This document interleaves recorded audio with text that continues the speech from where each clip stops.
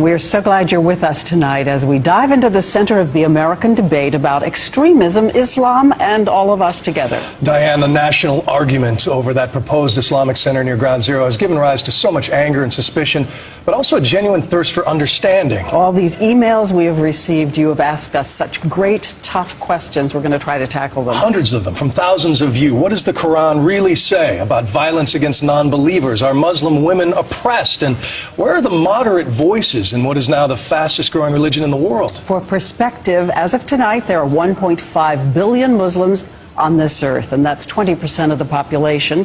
Christianity, still the largest religion, 33%. And that's certainly the case, of course, here in America. 165 million Protestants in this country, 68 million Catholics, only about 5 to 6 million Jews. But the smallest group there, only 2 to 3 million American Muslims of all different sorts. And as we start, we want to say that we know that this topic is so deep, we cannot possibly cover it all in 1 hour. And we remind you that on Sunday, ABC News will weigh in again, a town meeting with Christiane Amanpour. But let's begin now with some basic questions about Islam as viewed across the divide.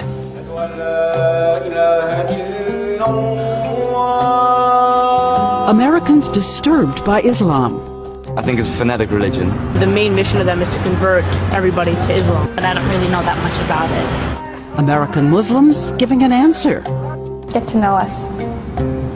We're just like everybody else. Being a Muslim in America, in my opinion, doesn't make me any different than anyone else. I grew up in the United States. I've never, lived anywhere else. I don't know what other identity I could have. 110% American. But the fact is, nearly 3/4 of Americans say they don't really know anyone who's Muslim, nor have they asked what Islam really is.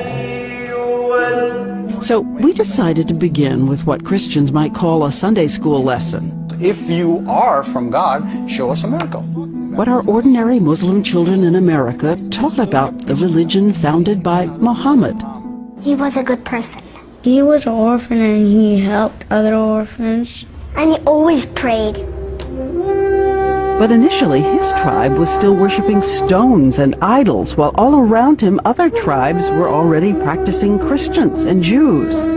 And then in the year 610, Muhammad was meditating in a cave, and he says he had a revelation. One God. The idea of an angel speaking to you is a monumental thing, and so he ran to his wife Khadija. And she was the first person who converted. She said, I believe in you. And that revelation is in the Quran. The word Quran means recitation or readings. And it may surprise a lot of people that the Quran is filled with stories we all know.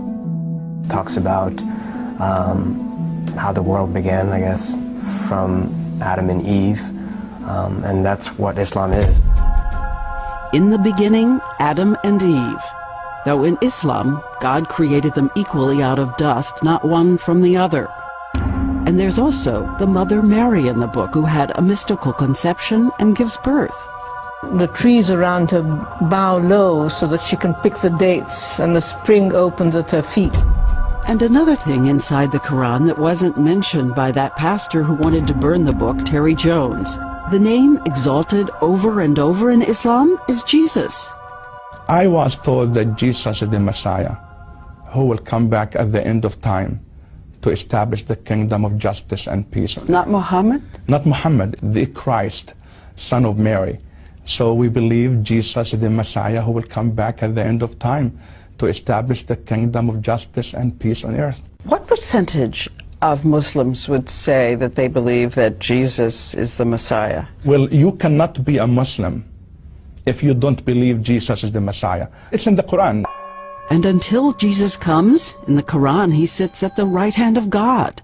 So if you believe Jesus is a Messiah and sits at the right hand of God, what is the thing you believe that is different from Protestant and Catholic Christians?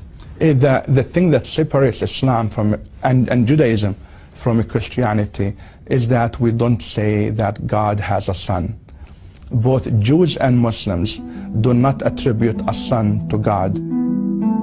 So in the Quran, Jesus is not the Son of God, nor does he die on the cross, but he is a divine prophet. And also in the Quran, the heart of Islam, Muhammad's 5 pillars, sort of like the 10 Commandments. 5 things that make you a Muslim. First, believe in one God, Allah, and that Muhammad is his messenger. He was like, listen to me, Allah is the real God. And 2, fasting during the month of Ramadan. Don't eat for breakfast and lunch and snack. My parents don't let me fast, so I have to fast when I grow up, like 8. Another one, give to the poor. Charity can also be the physical act of, giving some spare change to a homeless person. It could even be, removing a piece of glass from the road. A 4th, make a pilgrimage to the holy city Mecca, where Muhammad had his first revelation. And by the way, just as a lot of Christians can't always cite all of the 10 Commandments, not every Muslim can remember all 5 pillars. So far, we have 4. See, I'm caught on that last one.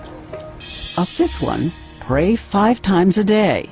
God asked us to pray as much as we can. It could be 5, it could be 3, it could be more than 5 times. No, the reality is that the vast majority of Muslims in the United States are not mosque-attending kinds of Muslims, and that's okay. We were, the equivalent of Christmas and Easter Christians. And you should know in Islam there are no drawings of Muhammad, because he said that images might become idol worship again. And so Muhammad's religion spread and branched into many different faces, the poetic Sufis, conservative Wahhabis. The most Muslims actually live in Asia. And there were secular branches like those in Turkey.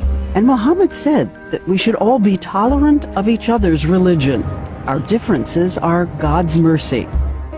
And after he died, history saw the first real interfaith era. For hundreds of years, Jews, Christians, and Muslims, and atheists lived together, debated God, debated religion. In those years of enlightenment, Muslims helped create advanced math like algebra, advanced medicine like the concept of contagious disease.